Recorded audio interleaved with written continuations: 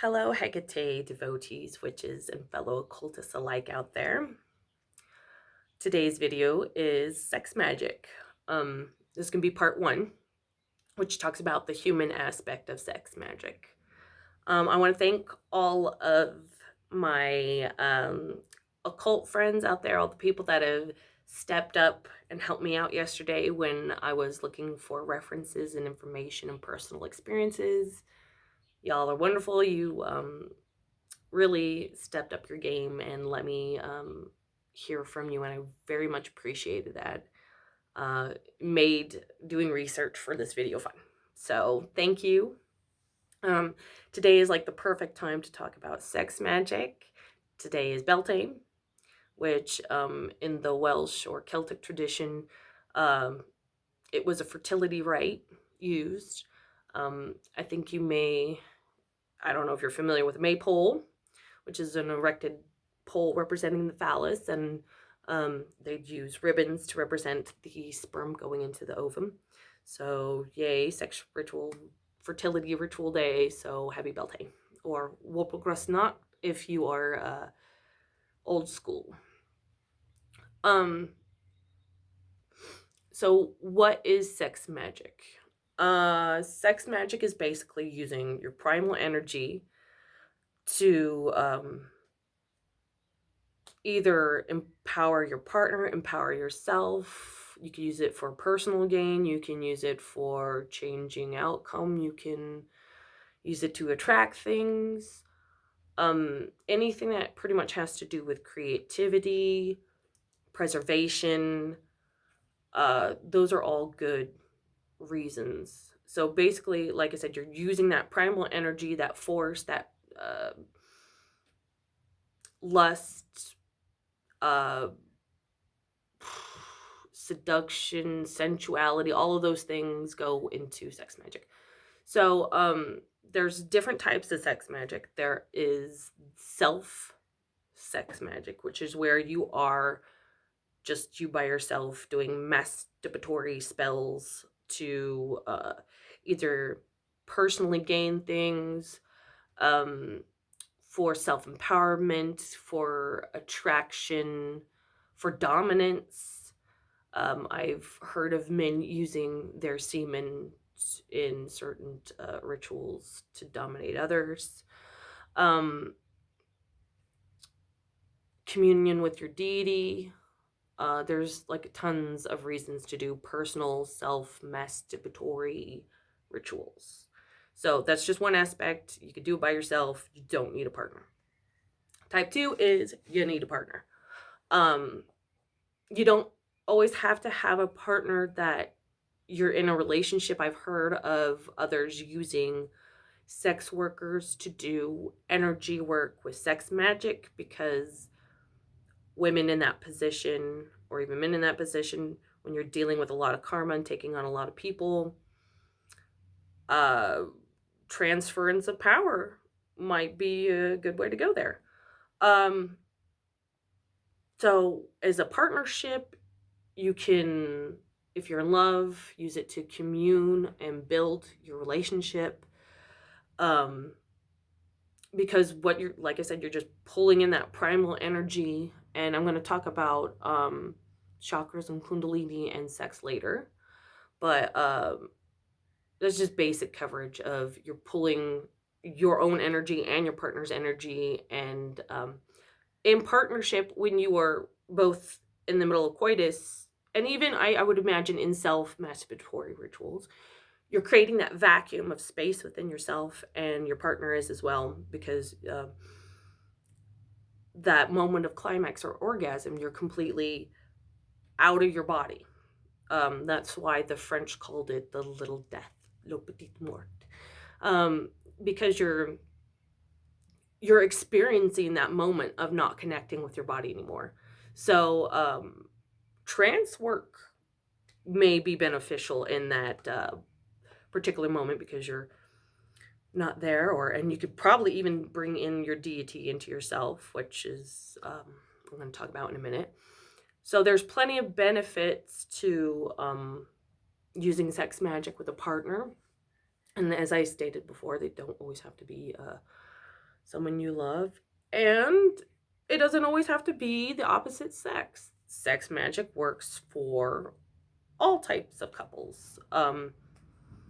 So there's no issue there. Uh, so the third variety of sex magic is deity sex. And that's, I'm going to do a second video on that because that in itself is a whole other realm.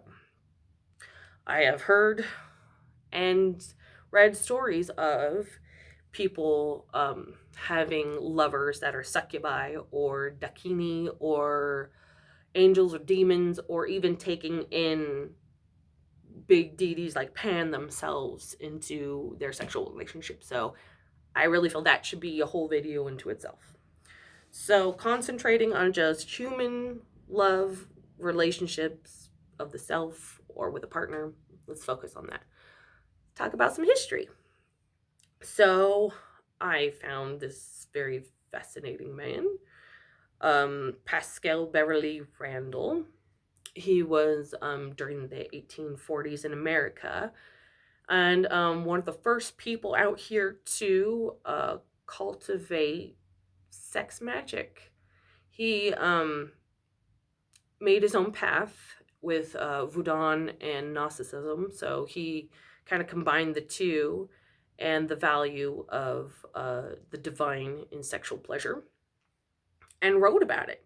Not just wrote about it, but advocated it. He was one of the first Americans out there that was for birth control and understanding the human body and sexual rights.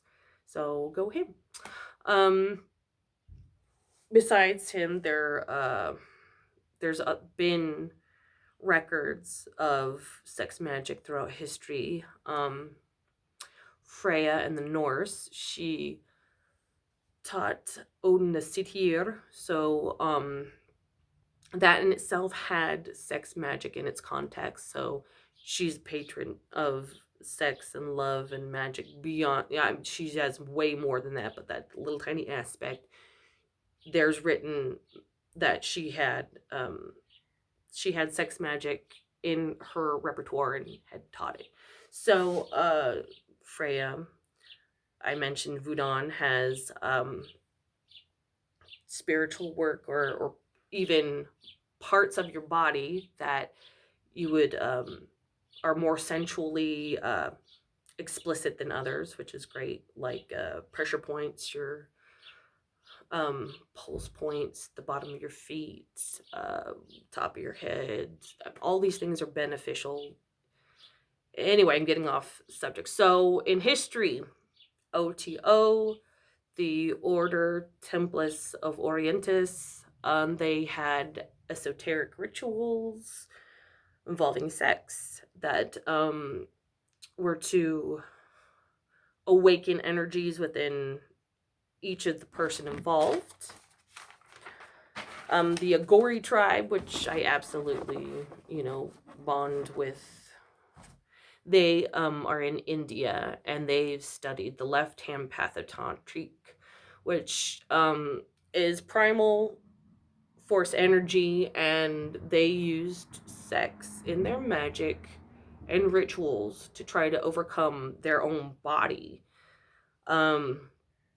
They would purposely have sex with taboo people that society would consider, like dwarves or hermaphrodites, or the outskirts of society, to get over their fear of the body, as well as controlling their own body through climax. I have heard of many Agori rituals where they had staved off their climax and then used that in the very end to invoke Shiva, which was amazing. Besides Agoris, there's, of course, Mr. Infamous Aleister Crowley, who I won't say invented, but encouraged erotic comatose lucidity, which is where you're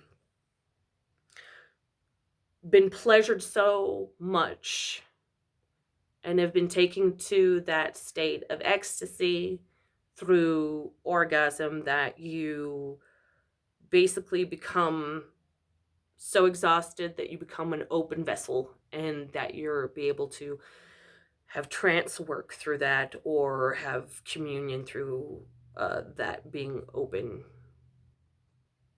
part and then you write down whatever came to your mind after you woke up.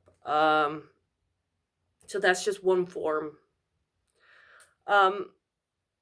And of course, there's the book, the Kama Sutra, which most of us Westerners know. And of course, Hindi society knows of love-making relationships, because they believe that that was a big part of spirituality and health. So there's that book out there if you want something sweet on relationships and working with sex and sensuality. But that's not always the case when sex is involved. You don't always have to be sweet and sensual for magic to work.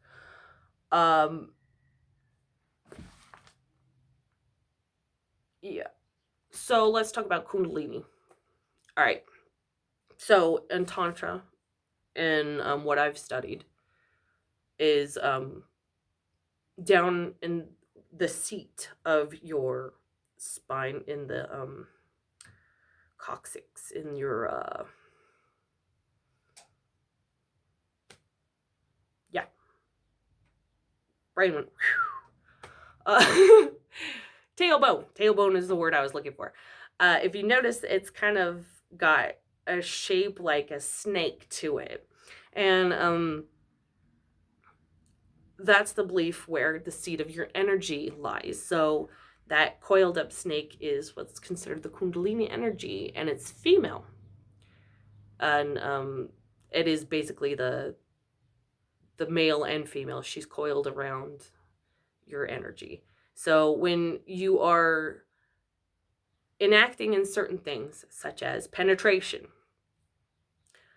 that can hit not just that first root chakra, which opens the ideas and flows of who you are as a person, where you're going, what intunes you with your own anger issues. That's your root chakra. So when penetration happens, I think that awakens if it's done right.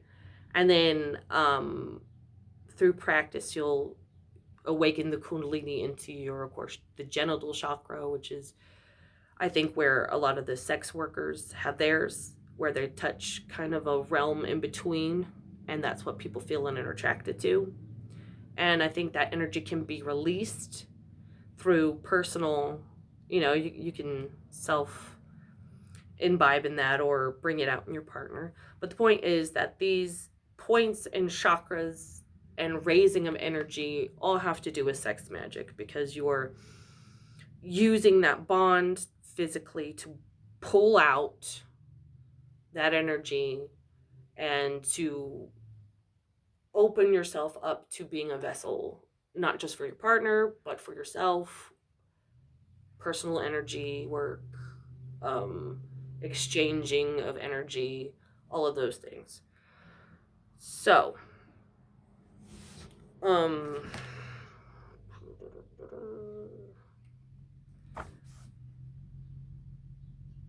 sex magic can be great. I mean, you can use it to open up gateways. You can use it to bring things to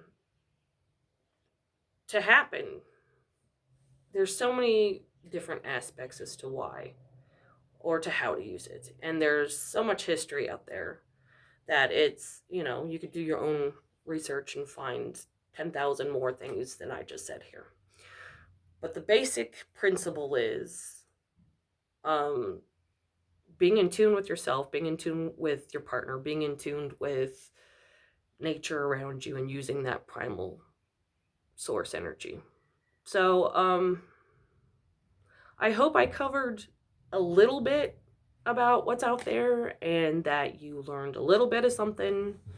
If not, I hope this inspires you to go out there and figure out, live your dream. Anyway, have a good week, and thanks for listening.